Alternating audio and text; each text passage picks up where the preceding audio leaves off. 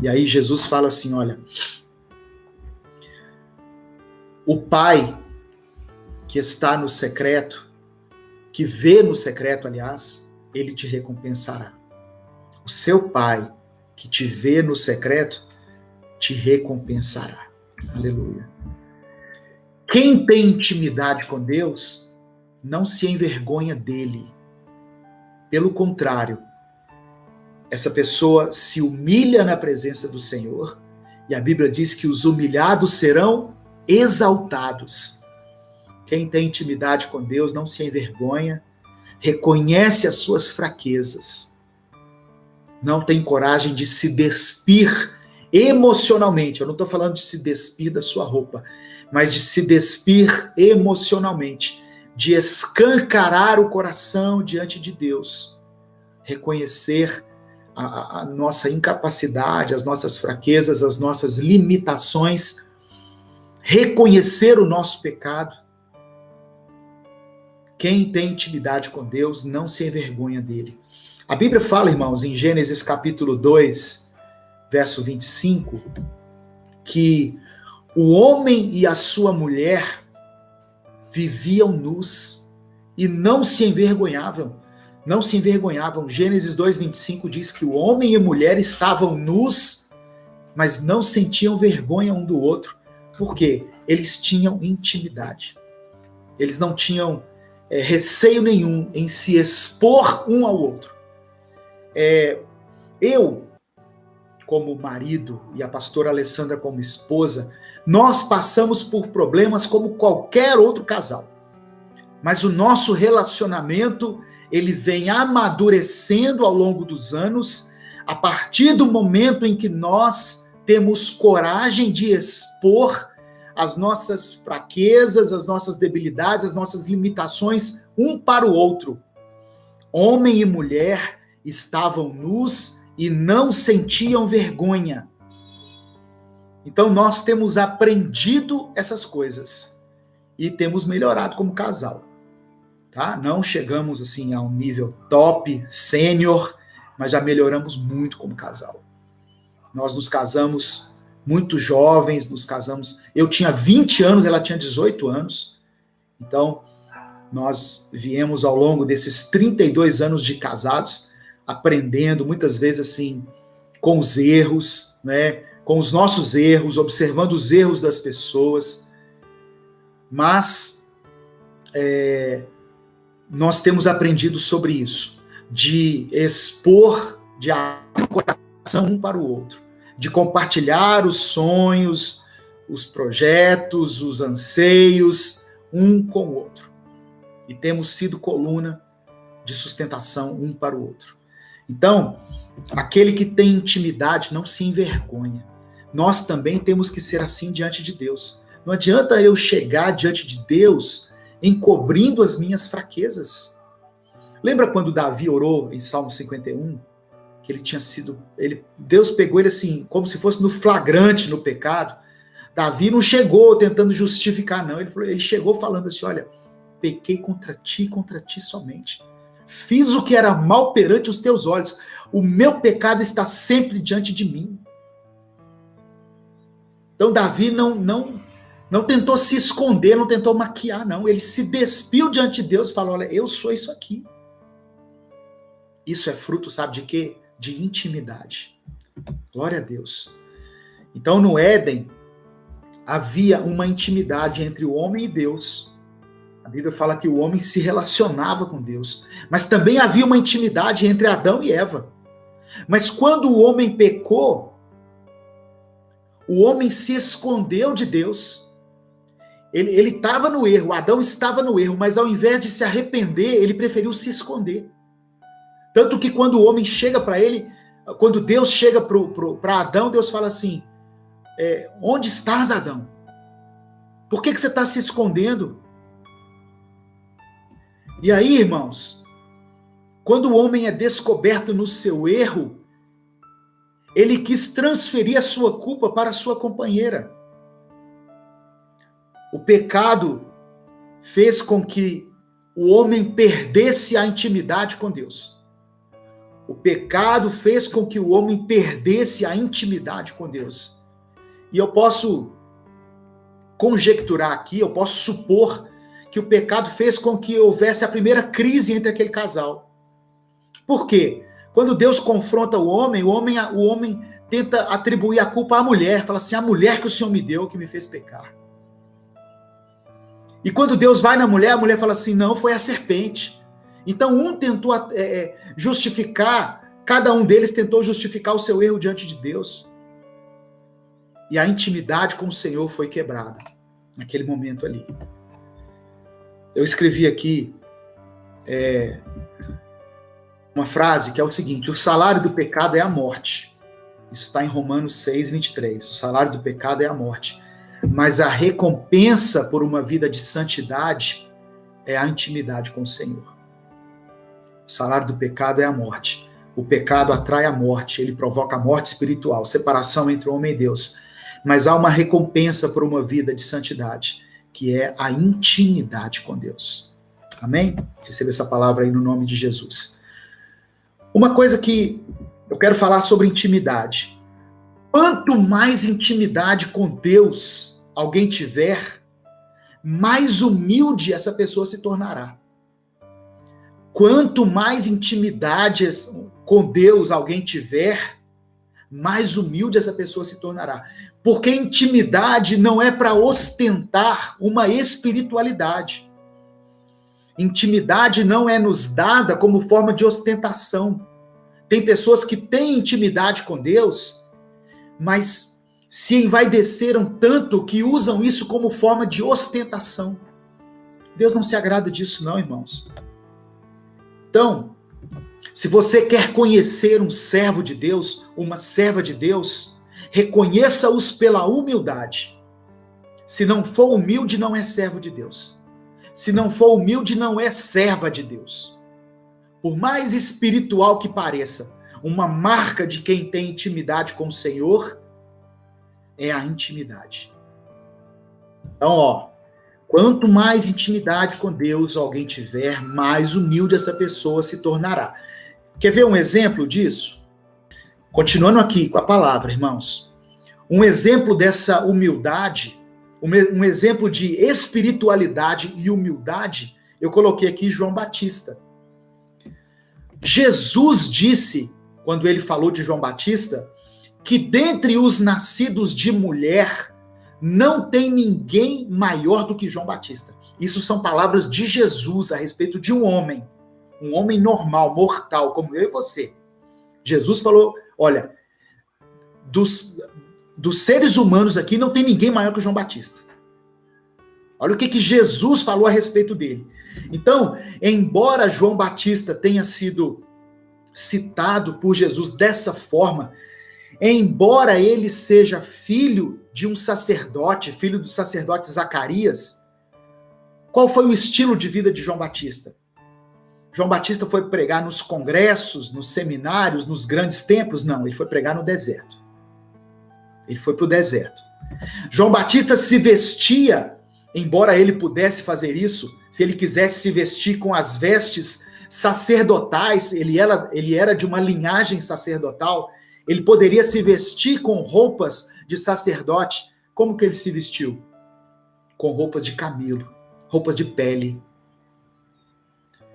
E embora ele pudesse comer de várias iguarias, né, a Bíblia fala que o melhor dos sacrifícios, né, a parte gorda dos animais era destinada aos sacerdotes, João Batista comia o quê? Mel e gafanhotos. Então, um homem espiritual, um homem tremendamente usado por Deus, um profeta que não hesitou em confrontar os reis da sua época, era também um homem extremamente humilde. Então, intimidade anda junto com humildade. E quando a intimidade se torna um problema? Quando eu estava preparando essa mensagem, Deus me levou a refletir sobre isso. Às vezes a intimidade pode se tornar um problema. Como assim, pastor? Não é quanto mais íntimo, melhor? Sim, mas se você souber o valor dessa intimidade. Às vezes, como casal, né? Eu estou falando de casal agora. De tanta intimidade que nós temos, a gente passa a não valorizar mais essa intimidade, essa presença um do outro. Estão entendendo? Às vezes você se torna tão próximo de alguém que a presença dele se torna comum para você. Ah, não, fulano está aí. O Espírito Santo, ele está aqui todo dia mesmo. Se a gente orar de 2 pessoas aqui, Jesus vai estar com a gente. Mas e aí? Nós nos tornamos íntimos, e essa intimidade foi conquistada na cruz do Calvário, que nós não valorizamos essa presença. Excesso de intimidade, ela pode provocar esse desleixo, sabe? Não. Falando desculpa. Falando de relacionamento entre casal. Eu tô em casa, eu me visto de qualquer jeito. Um jantar, tá aproximando aqui o Dia dos Namorados, né?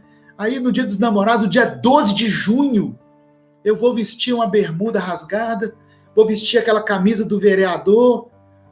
Porque é mais um dia com a minha esposa. Não deixe que a intimidade cause esse efeito, eu estou procurando a palavra certa aqui, esse efeito de relaxar, sabe? De não valorizar. Então a intimidade, ela precisa levar você à convicção também de quão preciosa é a presença da outra pessoa, no caso aqui de Deus. Nós não podemos nos acostumar, banalizar a presença de Deus, ou a presença de quem nós amamos. Eu tive, durante esses dias, esse final de semana, eu tive a visita da minha filha. Tinha mais de 6 meses que eu não via a minha filha. Ela veio por ocasião do aniversário dela, a Gabriela Oliveira. Mais de 6 meses que eu não a via. Então nós fizemos assim de tudo aqui para ela, do bom e do melhor aqui na minha casa. Eu tenho intimidade, mas eu quero tratar bem, eu quero receber bem, eu quero cuidar, eu quero valorizar cada momento com ela. E assim nós devemos ser com Deus, irmãos.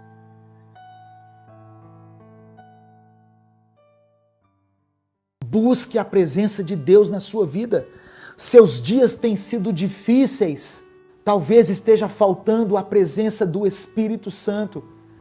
Você tem quase sido vencido pelo pecado, você tem às vezes caído sob as tentações.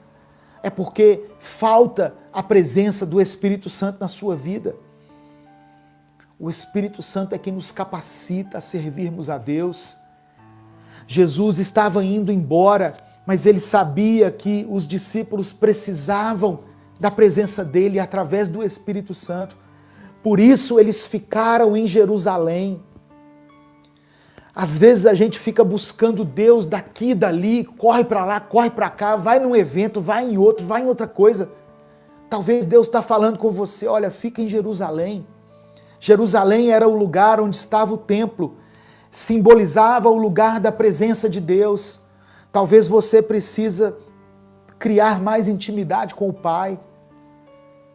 E isso não é num grande evento, não é num grande mover. Talvez falta a você buscar a Deus na palavra, buscar ao Senhor na palavra, entrar para dentro do seu quarto e buscar a Cristo, pedir a Deus o entendimento, abrir o seu coração, mudar de atitudes. Deus quer fluir através da sua vida. Deus quer encher você com o Espírito Santo. Mas Deus não habita onde há legalidade para o pecado. Então, se existem coisas que você precisa consertar na sua vida, conserte. Porque Deus quer usar você.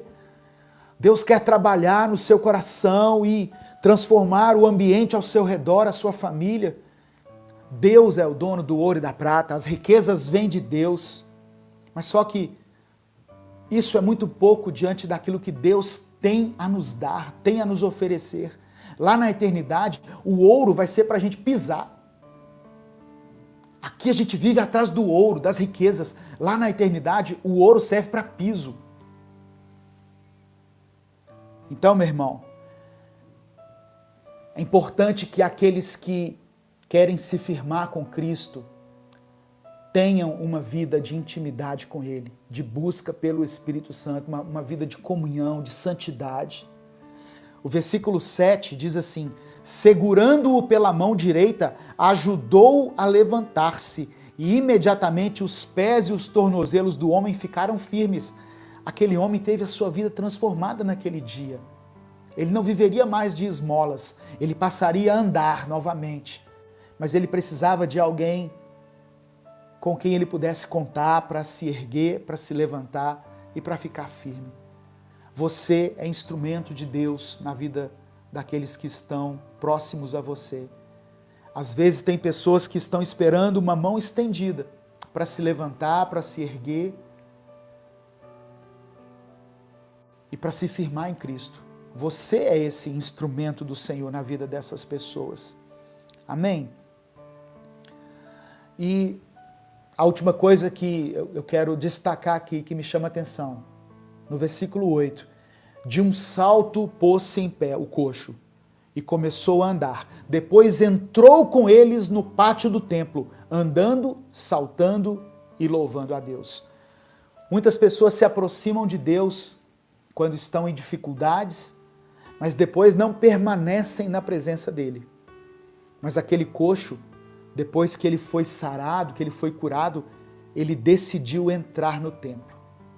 Ele decidiu permanecer na presença de Deus. Então é isso que Deus me ensina aqui. Não adianta só irmos até Ele quando estivermos passando por alguma dificuldade, por algum momento difícil na nossa vida. Deus, Ele pode nos ajudar a superar as nossas adversidades, mas depois que estivermos bem, devemos permanecer na presença dEle. Esse é o desejo do Pai. Que não estejamos diante dEle somente no tempo da aflição, mas Deus quer participar também dos momentos bons que nós passamos com a nossa família, na nossa casa, o nosso tempo de prosperidade.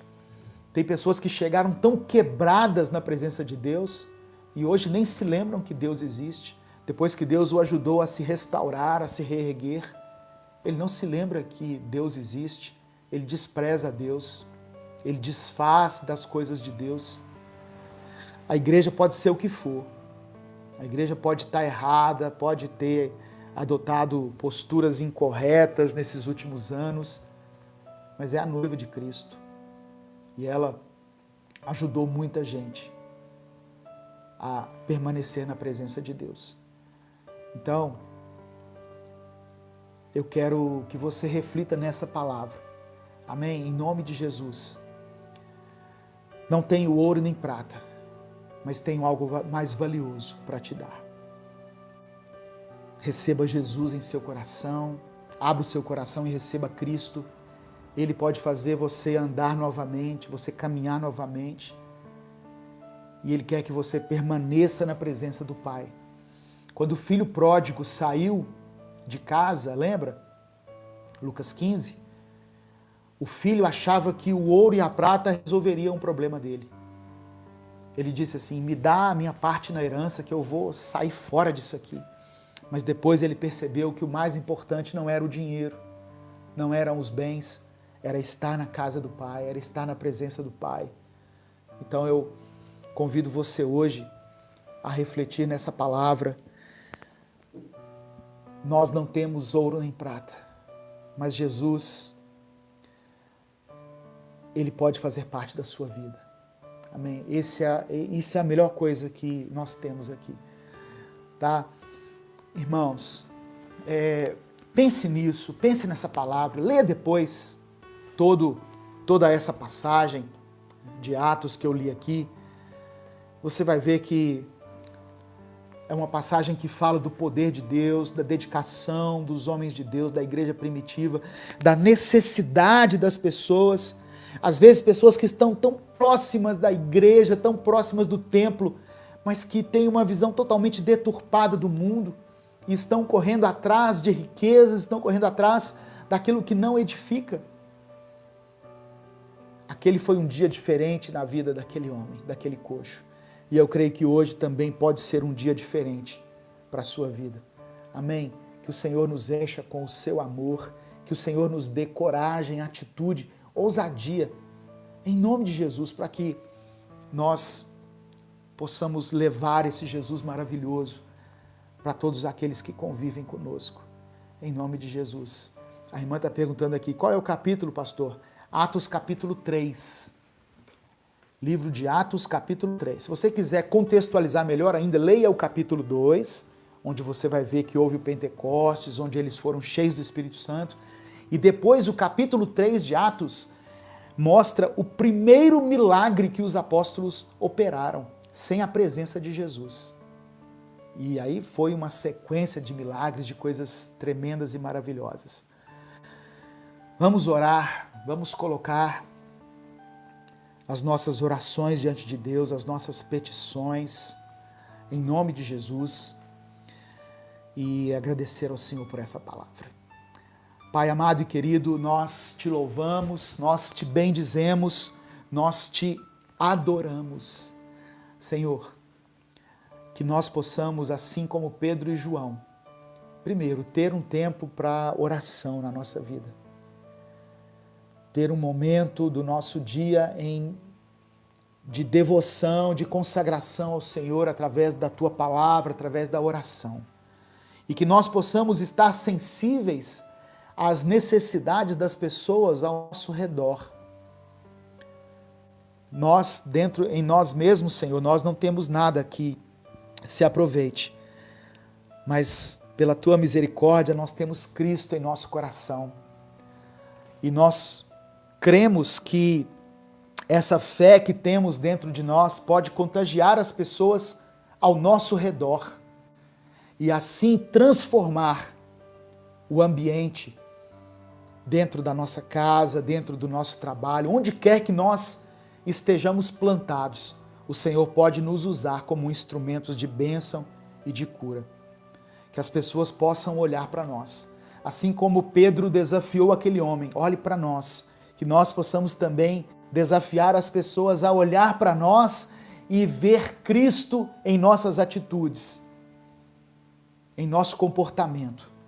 Em nome de Jesus, que o verdadeiro amor do Senhor possa estar presente no nosso coração, para que Cristo seja revelado a todos aqueles que conviverem conosco.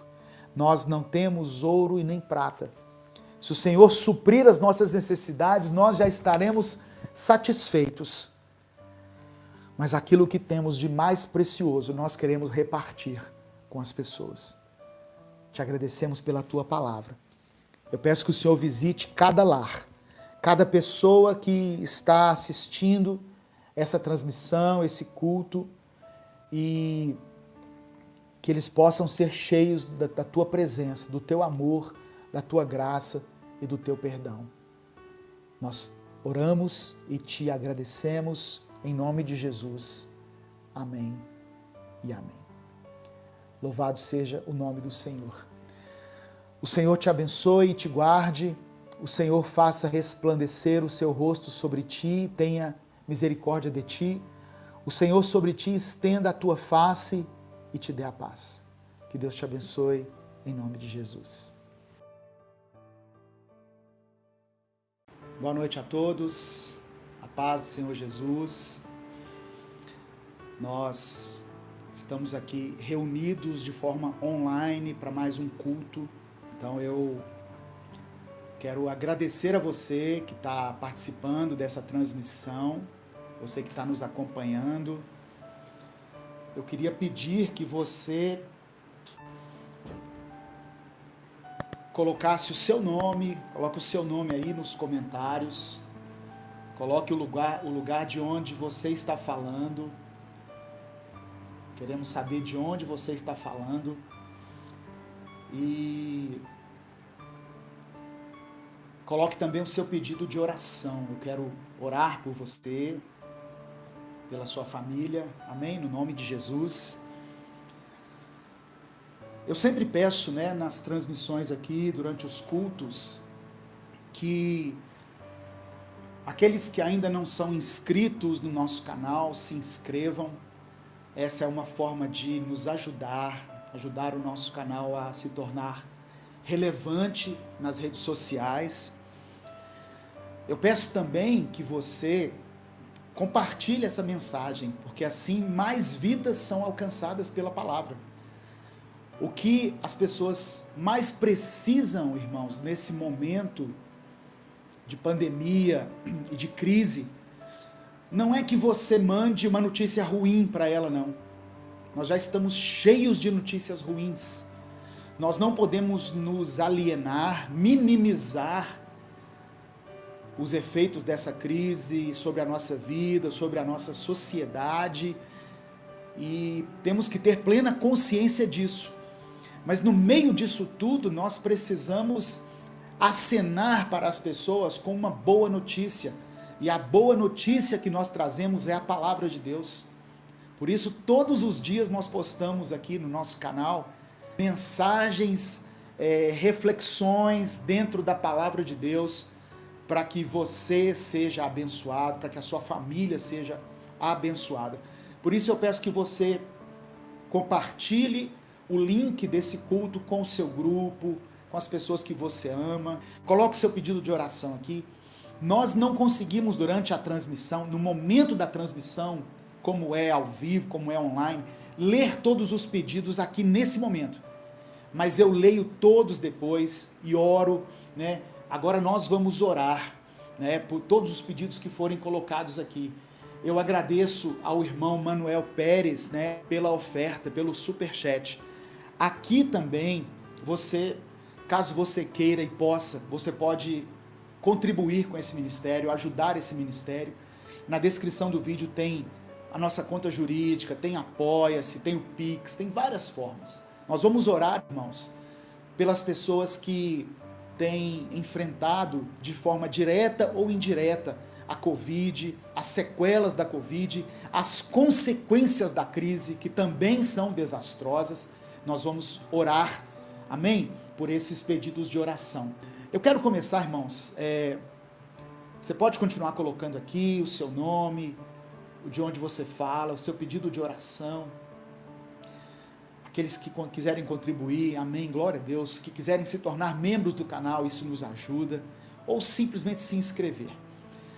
Mas nesse momento eu quero fazer uma oração, amém, por você que está assistindo, pela sua família, pela sua casa, para que Deus dê força e sabedoria para você poder enfrentar essa crise, passar por esse momento de uma forma tranquila, de uma forma abençoada e conduzir todas as coisas fazendo escolhas que venham de Deus, que não venham somente do seu próprio achismo. Se você puder, onde você estiver, feche os seus olhos, curva a sua cabeça. Se você estiver aí ao lado de um familiar, dê a mão a ele, dê a mão a ela e vamos unir as nossas vozes em oração nesse momento. Pai amado e querido, eu quero diante do Senhor apresentar primeiramente a minha vida. Ó Deus, pedir perdão pelos meus pecados, pelas minhas falhas.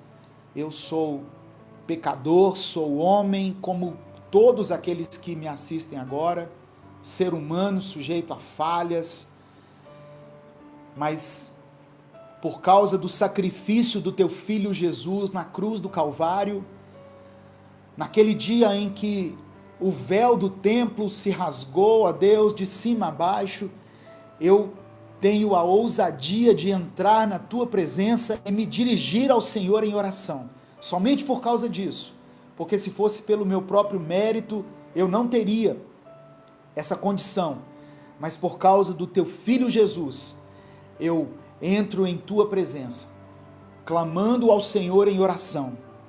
Primeiramente, ó Deus, por todas as vidas que estão aqui representadas, por essas 213 pessoas que estão online agora, e por todos aqueles, ó Deus, que vierem a ser alcançados por essa palavra. Eu peço que o Senhor abençoe essa família, Jesus. Que o Senhor os livre das enfermidades.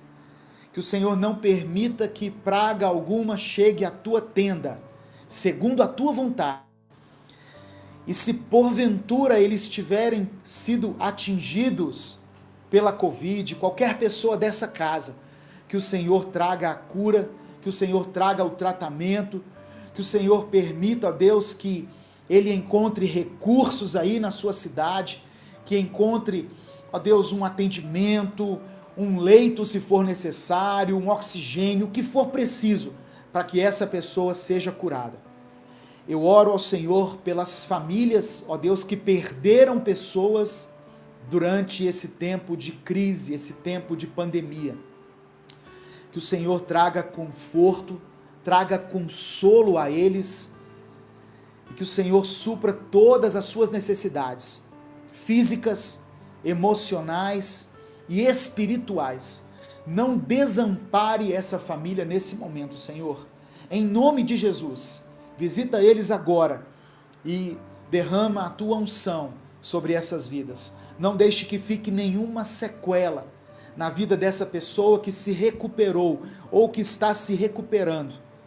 Eu coloco cada vida, cada pai de família, cada mãe, cada irmão, cada irmã que foram atingidas por essa crise. Ó Deus, eu oro por aqueles que estão desempregados. O Senhor tem visto a luta desse homem, dessa mulher, para manter o sustento na sua casa. Que o Senhor possa honrar as finanças dele, as finanças dela. Deus, abre uma porta de emprego para que ele possa ter o que comer, para que possa pagar as suas contas. Não deixe que essa luz seja cortada, que essa água seja cortada, que não falte o alimento, o leite das crianças, a fruta, o arroz, o feijão, a carne, o macarrão, que eles sejam sustentados de uma forma sobrenatural, mesmo nesse tempo de escassez que nós estamos vivendo. Que o Senhor possa abençoá-los, Pai, em nome de Jesus. Vá de encontro às necessidades agora desse irmão e dessa irmã. O Senhor conhece todas elas e supra todas elas, Pai. E dê a eles, Senhor, força. Tua palavra diz que na nossa fraqueza, o Senhor nos faz fortes. Portanto, Deus, nesse momento em que tantas pessoas se encontram fracos espiritualmente, que o Senhor possa dar a eles um vigor, uma força que vem através do Teu Espírito Santo, para que eles vençam essa crise. Em nome de Jesus. Deus, e para encerrar essa oração, eu quero pedir que o Senhor abençoe os nossos governantes, aqueles que ocupam as principais cadeiras, os principais postos de governo nessa nação. Ó Deus, do governo executivo, do legislativo, do judiciário, dos governantes estaduais, das prefeituras municipais e todos aqueles que foram eleitos, Senhor, segundo a Tua vontade. Que o Senhor dê a eles compaixão, sabedoria, empatia, que eles governem segundo os interesses do povo e segundo a direção que o Teu Espírito der a eles, e não segundo as suas vontades. É o que nós te pedimos, Pai, em nome de Jesus. Amém e amém. Se você concorda com essa oração, nós estamos online, então você pode se expressar aqui nos comentários. Diga amém aqui nos comentários. Amém? Em nome de Jesus. Louvado seja o nome do Senhor.